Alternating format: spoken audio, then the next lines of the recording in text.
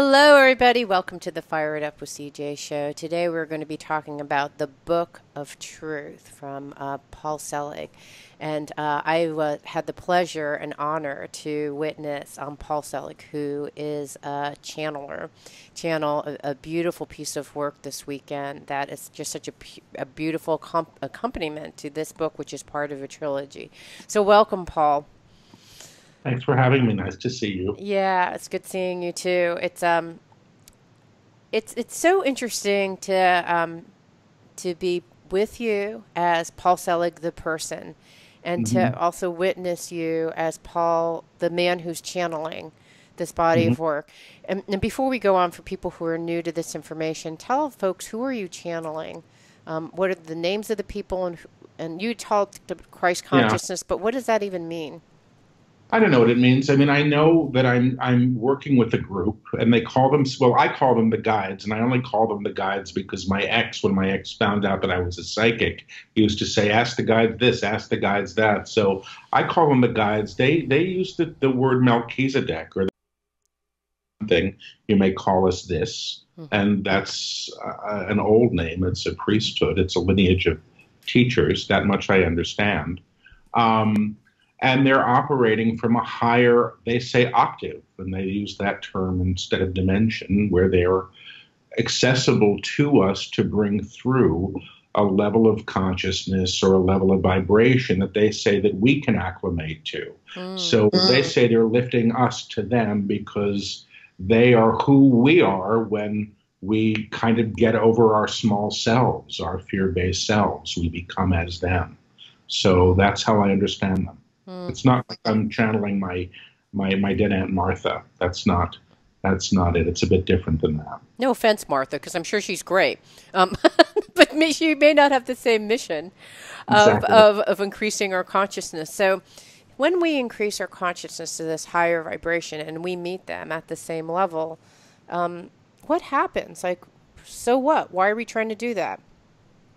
I don't know that it's a trying to do that. I think it's about an acclimating to that. And I think as we acclimate to this, we begin to operate in a very, very different way. We begin to operate outside of fear. The guides say that the true self, which is the truth of who we really are, does not exist in fear. Now they say you can call it whatever you want, the Christ itself, the eternal self, the divine self, it doesn't really matter.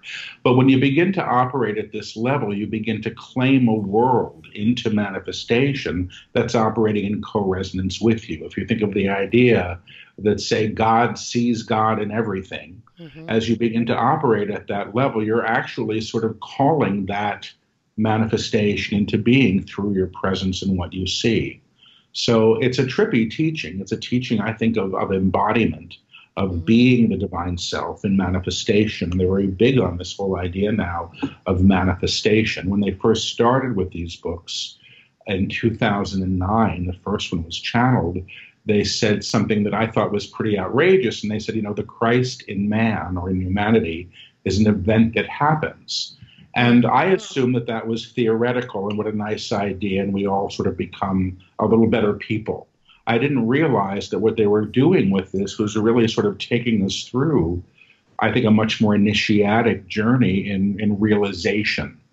And they say to know and to realize is the same thing, and to know who you are in truth is to know your inherent divinity. And your inherent divinity is seeking to express as you for the good of all. Mm. So we don't know ourselves in truth. We know ourselves in fear. So what does it mean to know ourselves in fear? It means to assume a whole lot of stuff. I mean, this is usually where I should let the guys just come in and speak to you because I can explain their teachings as best I can. They can render them clearly. But what the guides are actually saying is, we're sort of born into fear. And what that means is we show up on this plane of experience that's been highly embedded with fear.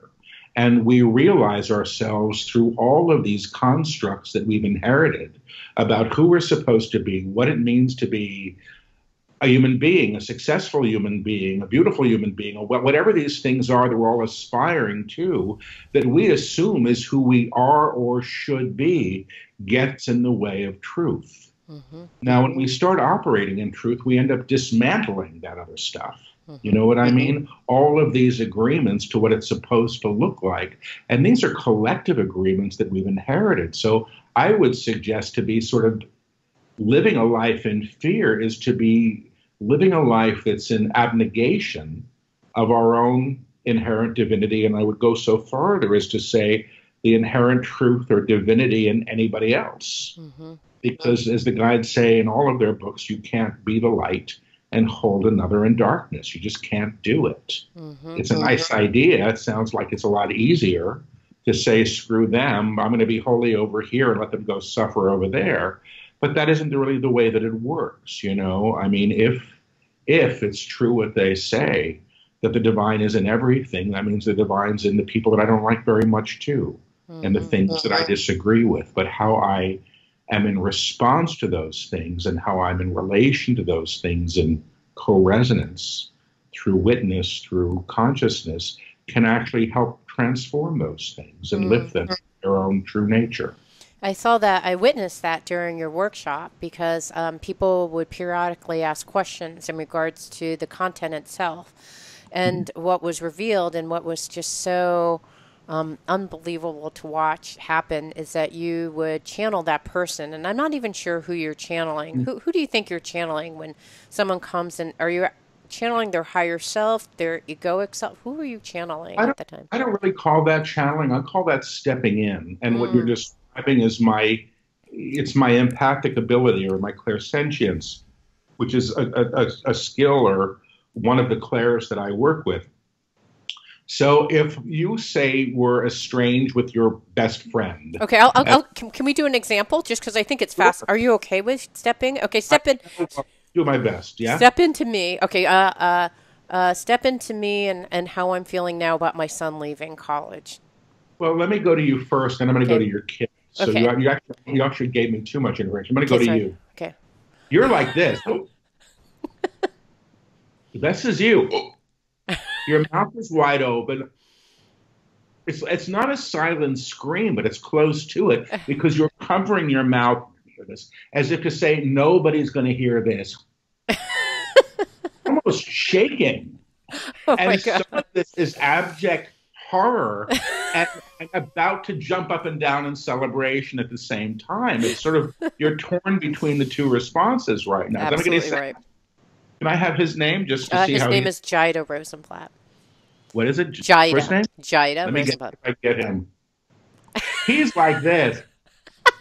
He's kind of like, I'm on a party. He's so ready. He's giving like a thumbs up to everything around him. And he's also doing it with a little bit of a sort of a see you later thing, Yeah. like I'm out of here is what it looks like. So he seems quite happy about this. I don't get any worry whatsoever. I actually feel a little bit of where's the bar, Right. forgive me, but sort of like where's the fun? Yeah, Where's that's the where fun he's at? at. you know. So that's okay. Okay. Um, but that's what I do. So when I step into you, and I do this with people that I've never met and I don't see, so I don't know what they look like, and I often sort of start to resemble them. If they have a twitch, I may take on the twitch. If they have a broken nose, I may scrunch my nose up like that and go, what's going on with their nose? But I'm sort of assuming them. If you ever saw the movie Ghost, Mm-hmm. Whoopi Goldberg was a medium and the spirits would sort of dive into her and she would do that. It's a lot like that, truthfully. Mm-hmm. And then I go to the people that you ask about and I do the same with them. And then what I'm doing is I'm hearing clairaudiently or telepathically, whatever you want to call it, the higher dialogue or the lower dialogue. So if I tuned into you and I had heard, oh my God, I'm feeling old, Right. and that was the response, I would hear that, and that would be a personality thing. If I wanted to go to you at a higher level, I might actually hear, I'm really happy to have been, party to his growth and leaving. Mm-hmm. I might hear it very differently. Now, these are neutral examples. When I'm reading people that are in conflict, it's often very different. You might hear, or feel the disavowal of, I read for parents who've disavowed their children, Mm-hmm. and to step into that, the parent, literally turns away energetically, just refuses to face. Sometimes people, I put a hand up, they're literally blocking out the face of the person that they don't want to have anything to do with. Other times they're looking away, but they're asking to be noticed looking away because they're still really invested in being seen. The ignoring is an active ploy to get attention. So these are things, and I do hear at different levels. I can hear at the higher level, which is the meaning of something, but very often the first hit I'll get will be the emotional self sort of appearing, and seeing what is being defended or what is being asked or what is being, needed to understood. When I do this with people that are in conflict, the couples or parents and kids or whatever, I'm often hearing what's really going on beyond what they're pretending. And that can be very, very helpful, because once people hear that, they can actually go, oh my God, that's what it is. And then they can release the need to be right or to attack or to try to fix. So that's clairsentience as I practice it. I'm not trained in this, it's just what happens. But it's different than channeling. When I'm channeling, the guides are working through me, and I'm the radio that they're playing, and they're the station I'm tuned into. If I was reading you, I use your name and I tune my dial, little radio dial, to your station, and then I'm hearing you, and then I get everybody else through you. You become the center of the network. That's how I can describe it. Yeah, that's interesting. So if we go back to the Book of Truth, so we are one of the ideas is we're a co-creator of what we see that's happening. Anything that our institutions, our lives, the horror, I'm co-creating. That fear is co-creating and manifesting fear, as I understand it from your channelings on this weekend. Is that how do you see it? I mean, you've heard channeling this stuff for a while. Well, I don't use the term, or guides don't use the term co-creating. That's not a word I've ever heard from them. I don't think it's co-creating. They talk about being in accord or energetic accord or agreement. So, for example, they'll say, you didn't create the war in Iraq, so it's not that you created it, but you're in vibrational accord to it because it's part of your experience. And if it was not in your vibratory accord, it couldn't really be in your experience. And this is where we get into the idea of collective creations, that we're all participatory to things. It's not just, I think, one of the ideas of the New Age, which I think gets I have some challenges with sometimes, which is, well, we create everything. And, well, we do, but we're also party to larger energetic structures, I mean, a country has, I think, an energetic structure, and a world does, and perhaps a generation does as well. I really don't know. That's not stuff I've asked about. So to be in vibrational accord means you're in relation to it. And how you're in relation to anything or anyone is really changed by how you hold that thing or how you perceive that thing. So if I were to tell you, oh, my friend's coming over and she's had a terrible hospitalization, and if you use the word orange around her, she's going to burst into tears, so don't use the word orange, you're prepped for disaster when this poor woman enters the room. Right. And how you see her is informed by that narrative. But how we're perceiving pretty much everything in our lives is operating in that same way. We've been told what to feel or believe about most things. This is all inherited stuff. And we assume it to be true because it's what we grew up with. Okay, can we play around with the I don't know if you can tune into societal energy, but we certainly have a very divided nation, divided world, really, whether it's in the US, Great Britain, France, Middle East. There's just this tension between kind of, I want things to stay as they were and I want things to change. Let's all be a melting pot and love each other and grow. I want things to stay the same. This is coming too fast. There's this kind of tension. How did this arrive? If this is our collective consciousness, what's in our heads that's created this?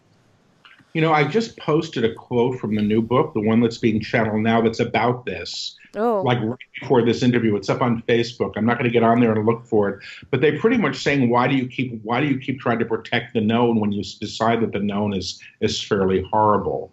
and they talk about our own complacency being fear-based. Mm. And anyway, I can dig for the quote if you want it. So why are we all creating? What is the Well, question? that seems What? like if I look universally, there's this energy of I want to keep what's known, and that's kind of like let's move to the unknown, let's grow, let's have technology, let's do all this stuff, and kind of like what happened to the tried, true, and blue, like that. There's this energy, Well, and it's change. I mean, this is exactly what the quote was that I pulled. It's so funny.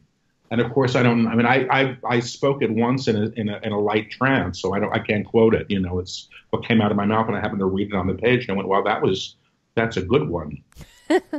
Why is this dilemma going on? I'm going to ask the guides, and I'm just going to say, if I channel, you've seen it, but your viewers may not have. I whisper the words as they come and repeat them. So I'm going to see if they want to address this because I probably can't. Would like to. They're saying we would like to when you realize something. When you realize something as it truly is, your attachment to what it was, your attachment to what it was has to transform what you were attached to. Much of what you were attached to is what you have seen, is what you have seen, and is what will be there, and assumed would be there. What is happening now? What is happening now is the reasoning that you've kept things in place, that you have kept things in place, is being accosted, in some ways being rocked, in some ways being rocked. You can understand it so that you can understand it somewhat malleable as somewhat malleable. When something is seen as malleable, when something is seen as malleable, that you thought would always be the same, that you thought would always be the same, the opportunity for change is right. The opportunity for change is right.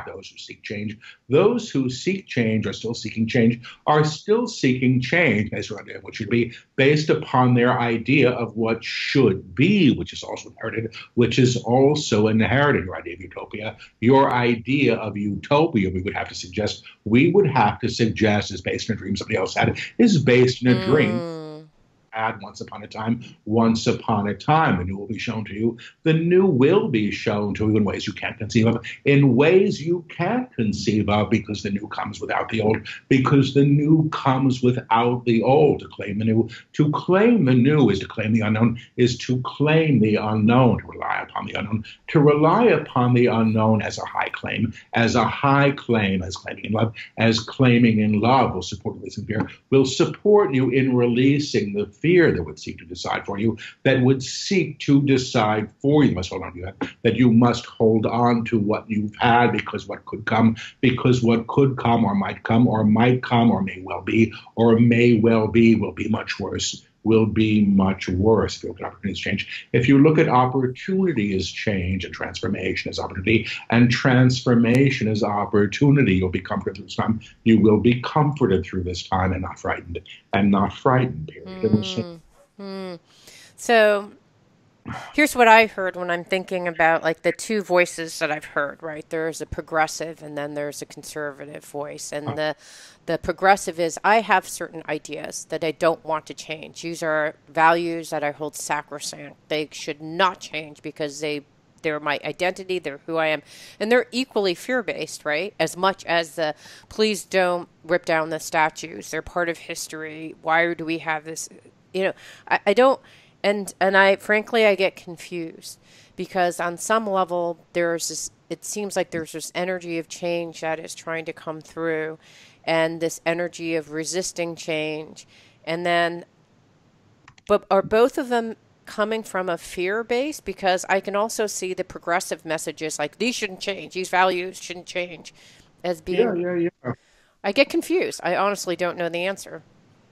I got it. I want to go look up all these channelings because they talked about statues last week in a live stream, Yeah. and they don't talk directly about political events. But I thought it was interesting that the example of a monument was used, and they say all the monument means is what you've endowed it with. Mm-hmm. That's really what's being looked at. It's not about the monument. It's about what the monument has been seen as or informed by. The monument. It's a thing. It's a rock. It in and of itself is meaningless except for what you are bringing to it. So the challenge isn't the monument. It's about the idealization of its meaning that Mm-hmm. is being debated. Mm-hmm. Now, which makes perfect sense to me. It's not about the monument. It's about the ideas that inform it. I think what the guide said, if you didn't know the history that the monument was based on, it means absolutely nothing at all. you know? So let me see. I'm going to go back and see if they want to say anything, only one thing. They're saying only one thing. You decide what value is. You decide what value is. You decide what you care about and cherish. You decide what you care about and cherish in history. If you are clinging to history as a way to know the self, as a way to know the self, you're clinging to a passing idea. You are clinging to a passing idea. The new will be known anyway. The new will be known anyway. Nothing finally we would suggest. Nothing finally we would suggest will be here in 1,000 years, will be here in 1,000 years that you see today anyway, that you see today anyway. You invest in the temporary forms things take. You invest in the temporary forms things take to comfort yourself, that you will be here forever, that you will be here forever and you will not be either. And you will not be either. Your arguments are small. Your arguments are small. You defend small things. You defend small things. You would rather let children starve. You would rather let children starve than defile a statue, that has been harmful to others, that has been harmful to others and source of pride to some, and a source of pride to some. You don't see what's important. You don't see what's important as you navigate your reality. As you navigate your reality, you're in a collective passage. You are in a collective passage. You must understand this. You must understand this. The sides are not drawn. The sides are not drawn as tightly as you think, as tightly as you think, once you all begin to understand. Once you all begin to understand that the narrative you're claiming, that the narrative you are claiming as a culture, as a society, as a culture, as a society is not born in truth, is not born in truth. You can release your attachment to what you think is. You can release your attachments to what you think is, to what you think is, period. If that makes sense. Yeah, no, I'm getting that. I guess the question is if I were to tune in, and I can't do this, but if I were to tune into the people who love the statue, there's some truth in it for them that's based in love, isn't there? No, I don't think it's about truth, and I'm not denying their feelings or their sentimentality or their belief that it should be there. I'm not denying that. I mean, I don't know that that's truth. You see, truth, the guides say, is not convenient. They say when something is true, it is always true. So I think preference or opinion are used at times when people say my truth is such and such, as if it's an individual thing. I don't think that the guides believe. I've never heard them speak to an individual truth. They speak to the idea that what is true is always true. It's almost impartial. So on this moment, in this universe, in this dimensional reality, you and I are having this conversation. And it will always be true that at this moment, in this universe, in this time, we're having this conversation. It's not always true that we're in conversation. Do you understand that? So what is true is always true. The monument is a thing.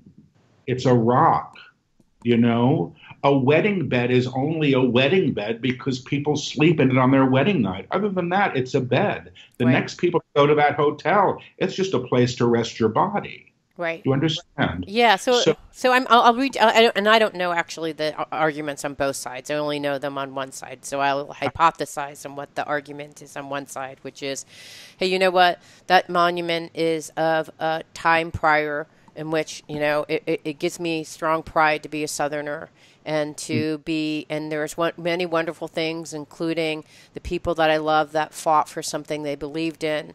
That represents something that is like cherishing freedom, my personal freedom to express what I believe in. So, yeah, I can understand that, and and this is just Paul, and I can also understand the logic that it doesn't necessarily belong in the town square, but it can go in a museum. Yeah, and I think it can go in the museum or go into the graveyard or celebrate. But so I mean, I think it's then it becomes about territory and who's exposed to what. And I mean, I don't know that they're going to go there. I don't really go there. I listen to them with this stuff. Let me see if they want to step in. The one who adores history. The one who adores history seeks to define herself through lineage at the cost of what is present, at the cost of what is present. There is nothing There is nothing wrong with knowing your lineage, but it is not who you are. But it is not who you are. And those that have been oppressed, and those that have been oppressed have a lineage as well. Have a lineage as well that becomes present. It becomes present when they face the statue. When they face the statue of the oppressor, of the oppressor. The oppressor has oppressed. The oppressor has oppressed. Do you want to adore him for his presence? Do you want to adore him for his presence? Honor his acts. Honor his acts. That's very different. That's very different than saying that he was born, than saying that he was born and present and had experience and had an experience on this plane. You're all here to learn. You are all here to learn, to deify a soldier,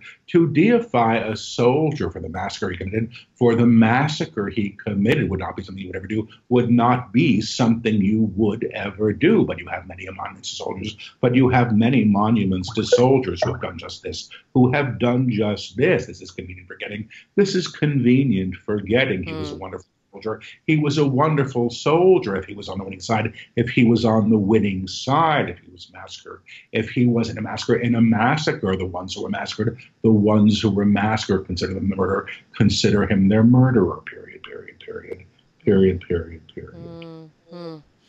It's interesting. I think that I really thank you. I really appreciate that answer because it helps me gain some insights. Because I think, and it's something that we can all uniformly understand and love, right? I mean, we have histories. I'm actually have a history of being a mother of a son who is younger, who's going, hey, I'm out of here, right? And I'm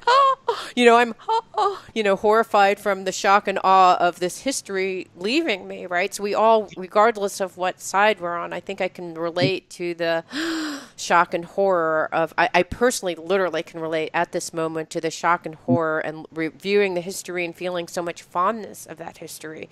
Yeah. But yet, the fact of the matter is that things have changed. He's in college, he's no longer here, and all those kinds of things.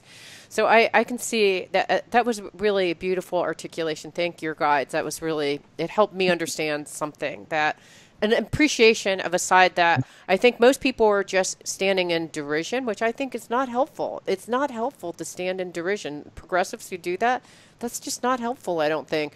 It helps. I don't think it helps. I mean, I think if somebody wanted to put up a statue of Anita Bryant in my neighborhood, I don't think it would go over very well. I really don't. I think with very good reason, I wouldn't be happy that it was there. I don't deny the fact that she was born and had political beliefs that I thought were inane and oppressive and catastrophic to some people's lives.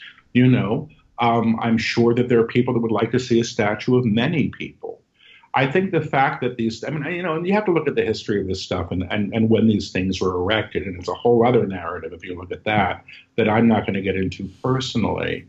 Let me just see if they want to say anything, and they can shut me up while I still can be shut up. We will say one thing. We will say one thing. Look at what is important. Look at what is important in your world. The understanding of the statue. The understanding of the statue is meritful.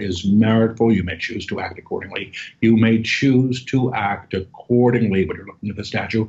But you're looking at the statue and ignoring the homeless man at its base, and ignoring the homeless man at its base, ignoring the woman with no children, with no food for her children, 5 feet beyond it, 5 feet beyond it. Look at what's important. Look at what's important and show your worth. And show your worth through your claims of humanity, not derision, period.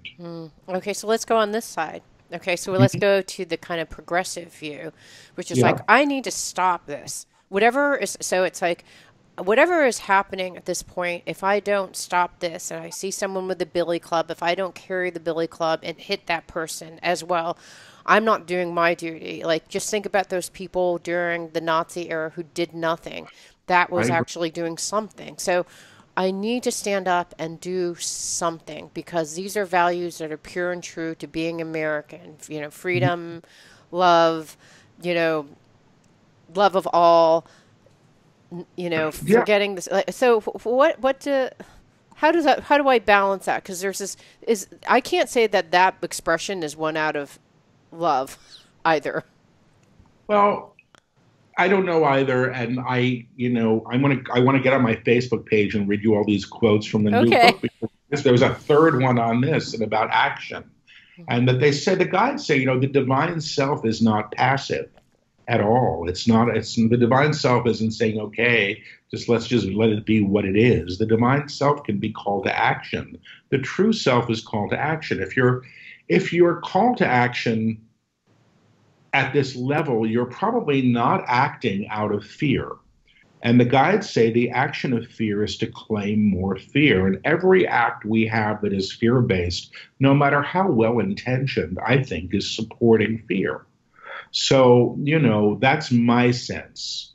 My experience of activism in my own life was an interesting one. I started doing healing work at the height of the AIDS epidemic in New York City.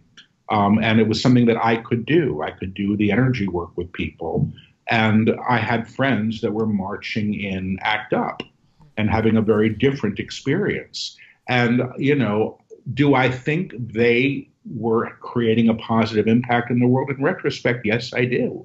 At the time, I was thinking, wow, that's really violent, but everybody was dying. It made perfect sense to have some outrage as well, to raise your voice and to claim change. I don't see anything wrong with that at all. And I think that paves the way for other things as well. So I tend to fall very, very deeply on the side of nonviolence in everything I do. That's how I believe things can change in a productive way. And I do feel that when we antagonize something, it's going to bite us back. And that's just conflict and war and more separation. So I'm going to go to the guides with this thing. We'd like to say two ththings. They're saying we would like to say two things, accusations against others are always fear-based, to say the truth.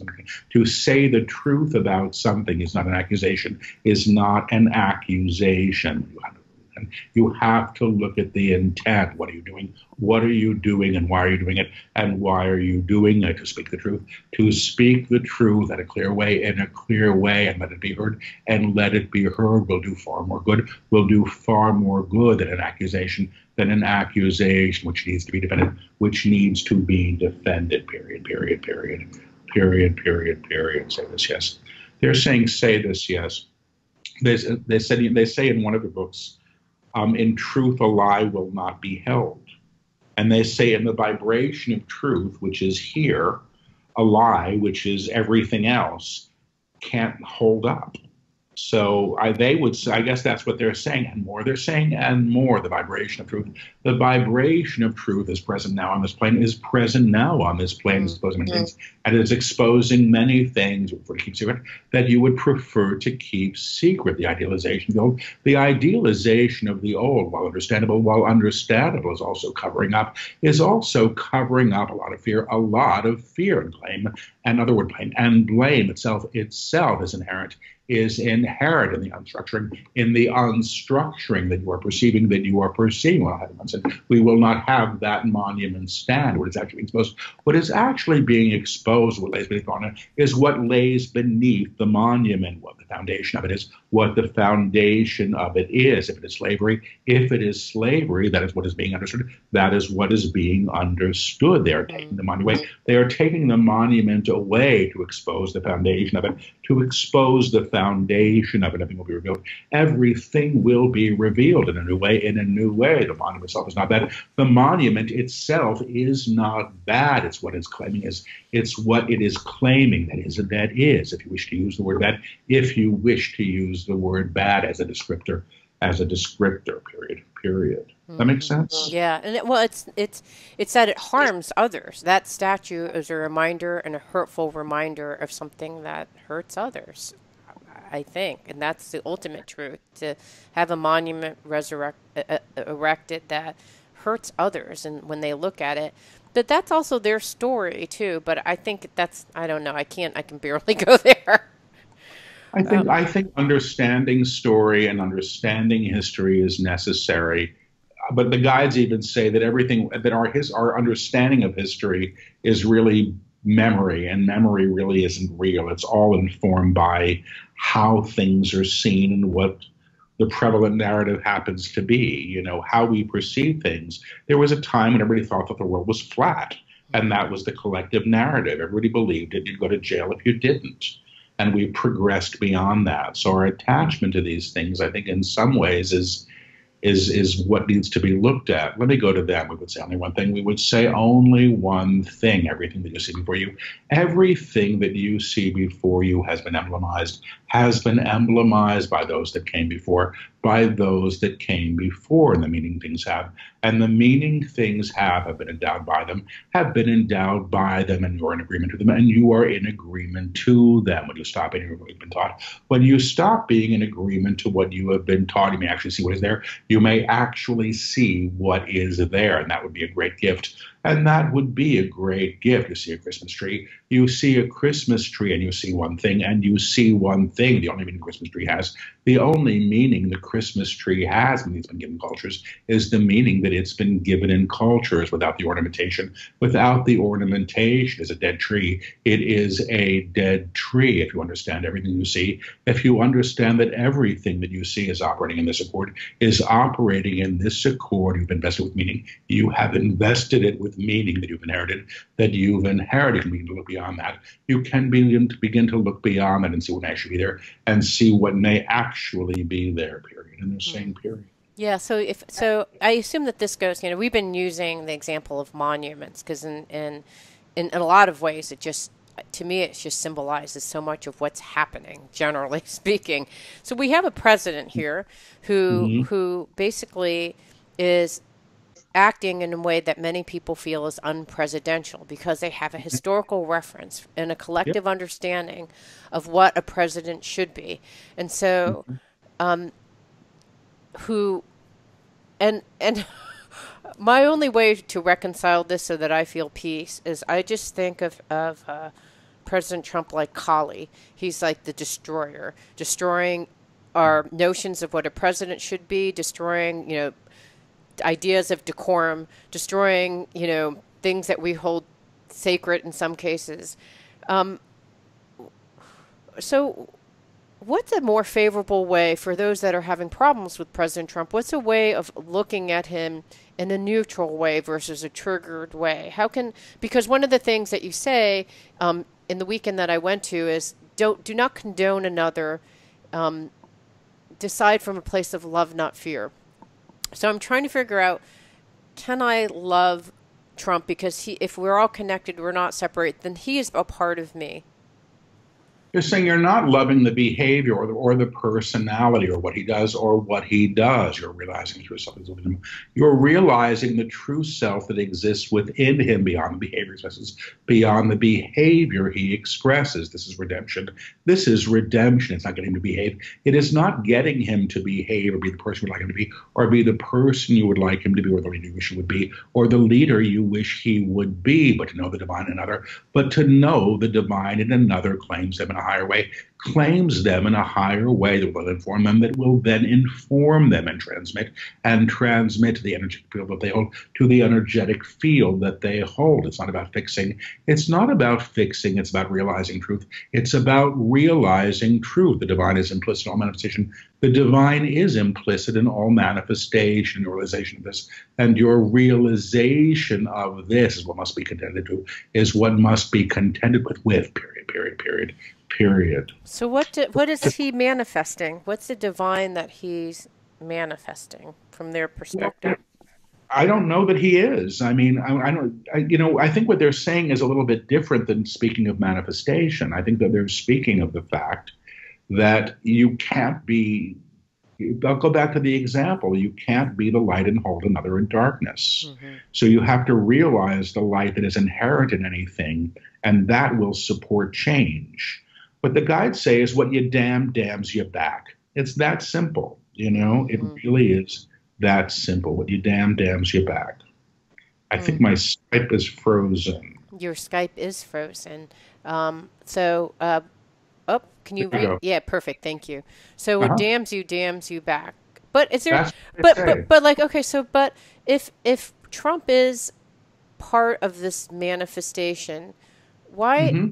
If in fact everything that we see before us is a result of our collective consciousness, what is the collective consciousness that we hold that would manifest someone like him as our president?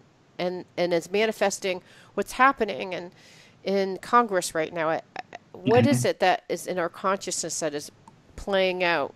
Separation. I hear separation. I have a desire for separation, and the desire for separation. Values are corrupt. Values that are corrupt, that are being seen for what they are, that are being seen for what they are. They need to dominate others. The need to dominate others, which is kind of which this country has been doing for a long time, and has prided itself in, and has prided itself. And you're seeing reflection of creations. You are seeing the reflection of your own creation, that you have lain ignorant to up until now. Because not going to look at it, because it was not convenient to look at it when something has been corrupt.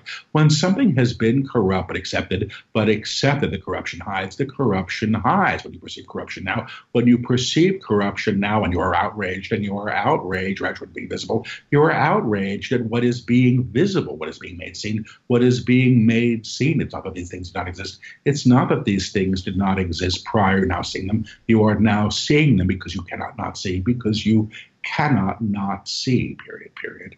And they're saying period. So this is, I don't channel on politics, so this isn't my comfort zone at all. I will say that in the very first book, I Am the Word, which is the only time they've ever mentioned, I think, a world event, and that was channeled in 2009, they said that, 9/11 was an opportunity for this country to re-know itself, and as a place of I don't remember what the word was, like adaptability, to be adaptable to change. But if that we held on to our desire to be the conqueror, we would be paying for it down the road in significant ways. And we did, we did. We really had an opportunity to have a new way of operating, and we chose not to. And I do think that we have choice, and that our choices are outpictured. I think that everything that we experience can be learned through. Everything is an opportunity to learn, even if it stinks. And we do have some say in how our lessons come. Somebody asked in that workshop that you were in, what will end war? And, one of the answers was when there's nobody left standing to fight. That's one way to end it. The other way is to claim a consciousness that does not adhere to war, that doesn't support it, that doesn't perpetuate it. The guides have said we've lived on a planet with war for so long that we expect to see it. So we're always going to have it as long as it's expected. It's part of the narrative that we claim for ourselves here. The difference is, we have the means to do us all in at once, which we didn't used to have. And the guides have said, the idea that, that you would build a bomb to keep yourself safe is the craziest thing they've ever heard. Because bombs are not meant to be used safely. They're meant to go off. Do you understand? So that's what I get. Okay, so let's go to another fear-based. What a cheery show. Let's go to another fear-based thing. This is what happens when you come to one of my workshops. You leave reeling. Okay, so I dragged us here, and I want to keep on dragging us here because I think that this is what's happening now, right? We're actually faced with change so that we can wrestle internally and understand the truth, even when it's not obvious to us.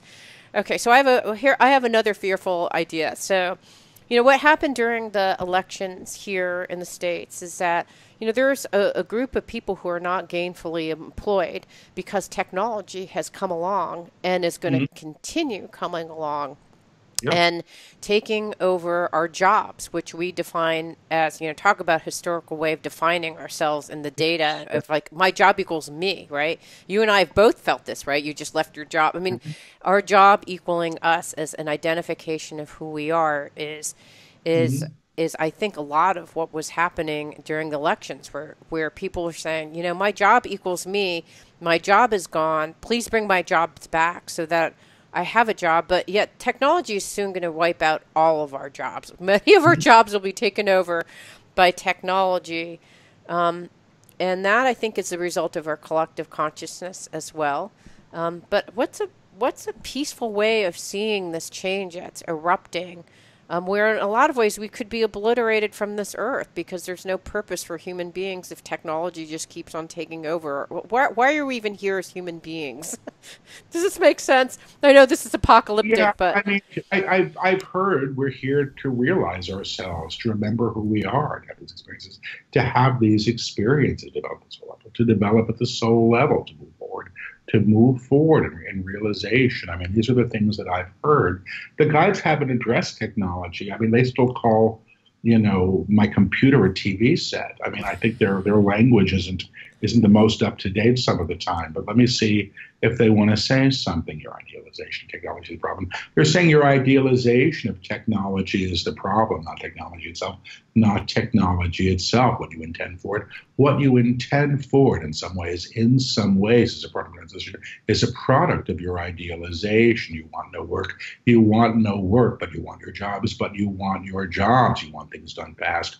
You want things done fast, but you want them done well, but you want them done well.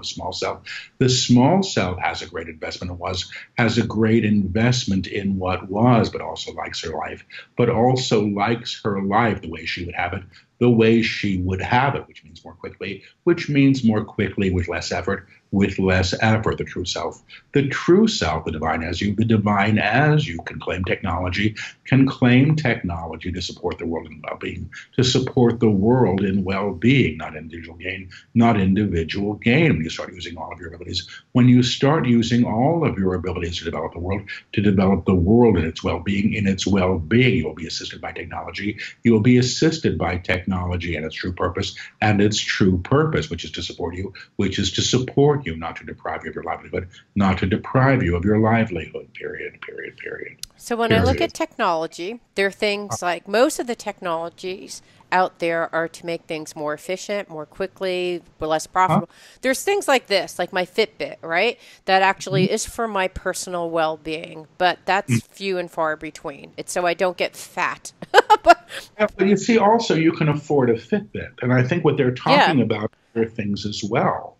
So, right now we live in a culture which is about getting more and having more. Right. And then all of a sudden something happens like this hurricane where people are losing everything that they've known. And you begin to see how our trust in how we're going to be saved by our government or our house or whatever is out the window. Do you understand? We're being confronted with great change in many ways. The guides talk about change as they've talked about it literally as a flood that is coming and is sort of carrying away those things that are not anchored in truth. And that's everything that we've sort of invested all this energy into that is not in a high alignment. That includes government, religion, economic structures, how we treat one another. We live in a world where, I'll just give you a terribly boring example. When I have a practice as a psychic and people come to me, some of these are very spiritual people, but everybody wants to know about, these spiritual people say, so what's my career? As if their career is supposed to be something spiritual. And I think, probably 25 years ago, people were asking about their jobs, and they hadn't over-identified with this need to be defined in a successful way through what they do and how it's perceived in the world. I left a reputable life in academia, where I'd had a nice career for many years to do this work, which, is kind of nuts. And I'm going, okay, I did it anyway, and at the cost of the known. I had to go to the cost of the known. But in order for that to happen, I had to let go a bit of what I thought things were supposed to look like and how I was supposed to be perceived by other people. So that's my story with this. So the technology piece, what I was hearing is, if you want to put technology in service to the well-being of humanity, technology will do its job. But the well-being of humanity, I don't think, is your Fitbit. Well, I think it's making sure that everybody gets food and shelter, and that, disease is eradicated. That's my thought. I'm going to go to the guys. Yeah, I'd like to hear what they have to say. I say one thing. We would like to say one thing. Technology itself is neutral. Technology itself is neutral. It has no meaning what you give it. It has no meaning but what you give it. A computer is what it's programmed for. A computer is what it is programmed for, and nothing more and nothing more. What is the program? What is the program? What is the idealization of it? What is the idealization of it? How is it serving good? And how is it serving good and not something that's profit out? and not just somebody's profit. These are questions to ask yourself. These are questions to ask yourself. You understand? If you understand that anything can be used for good or evil, that anything can be used for good or evil, a sword can strike. A sword can strike, whatever that means, a machete, as a machete, or can kill, you will understand. You will understand that the sword is neutral, that the sword is neutral. How it is utilized is always born in intent, is always born in intent. What is the intent behind the program? What is the intent behind the program? Does it serve the good of all? Does it serve the good of all? These are questions to ask. These are questions to ask. And there may be more jobs, then there may be more jobs, not less, period. Period. Yeah, the problem is the way that the economic structures is organized is that you need money to fund these technological endeavors, and the money is oriented towards things that save time, decrease the amount of work. And so unless there's money to go into those things. That's choice. You see, what you're doing then is you're affirming exactly what the guide said about war. Well, because it's always been this way, it's always going to be this way. Right. And then we get what we've had. Right.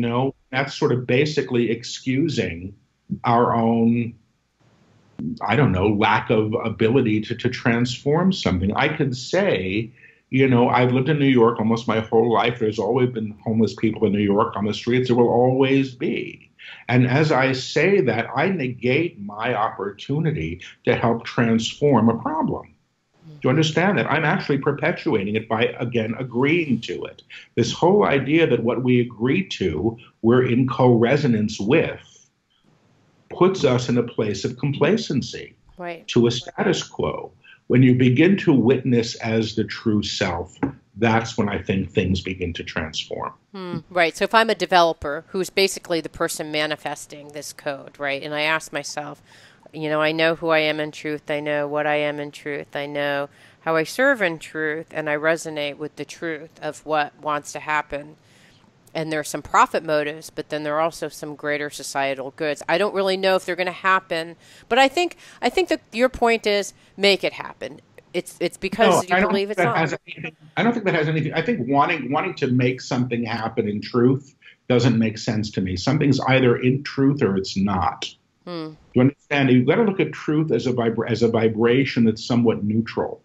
Right. Truth is truth. What is true is always true. If I want to make something happen for the good of all, that's an intent. To have it happen in a truthful way would have to mean it's happening without it being encoded with deceit or the need to control others or anything that's fear-based. If I were to create something that's going to let some people succeed at the cost of other people failing or starving, I would assume that that's something that's probably somewhat fear-based. Now, the creation itself may be neutral, but how it's being used may not be. Again, a knife can cut a steak or it can stab somebody. Right. The knife itself is neutral. It's how it's being used. What I'm hearing is if I'm creating something, whether it's technology, a product, anything that I'm creating, it's understanding what my intention is of creating. And then how does the truth part resonate with that again? How? Well, it's who's creating. That's part of it. I mean, the idea when you're aligning to the true self, which is the divine self, and you're operating at that level, probably you're not creating in fear. You're not deciding in fear. And so the fruits of your labor, whatever it is, would need to be informed by that. That's my sense here. So it's not about creating in truth as much as being in truth as you create. So it's okay. the you that's doing it. Right. So the guides say, I know who I am, what I am, and how I serve. The guides say how I serve in truth is how I or you or any of us are most fully expressed at that level of vibration. That's really it. You know what I mean? And how we express as our true self is always, they say, of service. And that would be, I would suppose, the same thing if you were cleaning somebody's house or designing a spaceship, depending on what you're here to realize yourself through. It's finally the true you being in the world, I think, that makes the transformation happen. Not the true you, not just the you that thinks you should be doing something truthfully, which is, again, the small self trying to improve herself or do a bit of a better job. Right. Got it. So first be in truth. Yeah. understand, be in your higher self, your highest nature, and Hmm. then create from that space, and you're good. Yeah, that's my sense. Yes. Yeah, got it. Thank you so much. Welcome. My I thought that pleasure. was fantastic show. Oh, God, we'll see what people say. I'm going to go hide under the couch now. Okay. Except I'm not acting in fear anymore. So you Okay. Big let kiss, that go. Coop. Thank you for It means so much to me that you're listening to the show and would love your support in any way by giving me comments below or to subscribe to the show or share the show with friends. Thank you again for your support. Love and blessings.